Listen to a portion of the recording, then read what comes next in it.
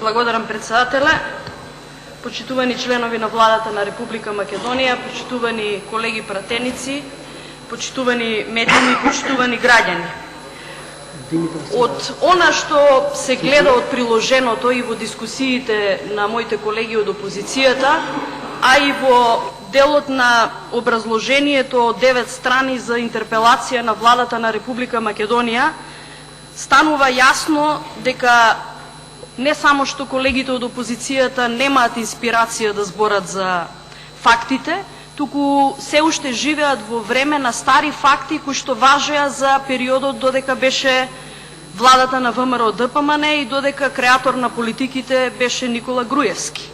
И мене ми е многу жал што денеска последно подпишаниот на интерпелацијата,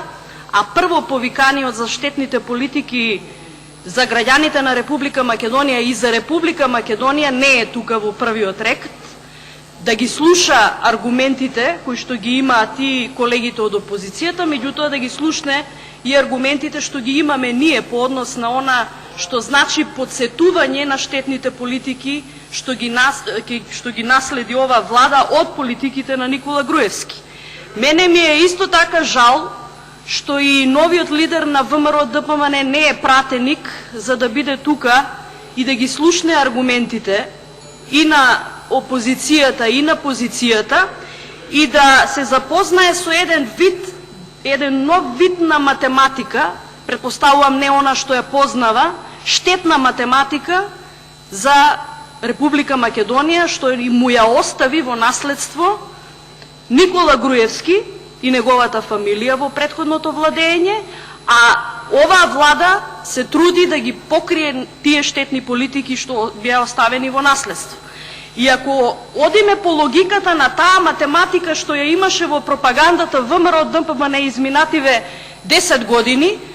кога милионите ги претвараше во денари, а километрите ги претвараше во сантиметри за да изгледа тоа бомбастично, кога им се соопштуваше на граѓаните, јас ја применам истата логика, затоа што милионите станаа толку ефтини во последниве 10 години, што изгубија и вредност. И граѓаните, кога ќе спомнете 13 милиони евра, им изгледа многу малку во споредба со она што е обезвредната вредност на буџетските средства на во буџетот на Република Македонија. Па еве да кажеме дека во оваа математика влегуваат следниве цифри. 31 милион евра или 1 милиарда 897 милиони денари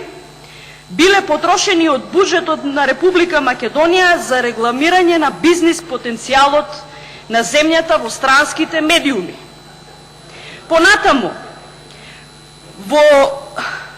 за промовирање на странските инвестиции биле потрошени 130 милиони евра или 7 милиарди 956 милиони денари. Понатаму, за роудшоата на владата на Република Македонија по однос на странските инвестиции се потрошени 12,5 милиони евра или 765 милиони денари, без платите на економските промотори. Или за владата потрошила 225 милиони евра или 13 милиарди 770 милиони денари за промовирање на 25 странски инвеститори во Република Македонија. Понатаму, оставената дупка во ПИОМ, што е за 10 пати поголема од 2006 година, изнесува близу 500 милиони евра или во денари 30 милиарди и 600 милиони денари. И така можам да набројам мал милион факти што влегуваат во оваа математика на расипничко трошење на буџетските средства што колегите од опозицијата сакаат да ја промовираат како успешна политика во времето на ВМРО ДПМН.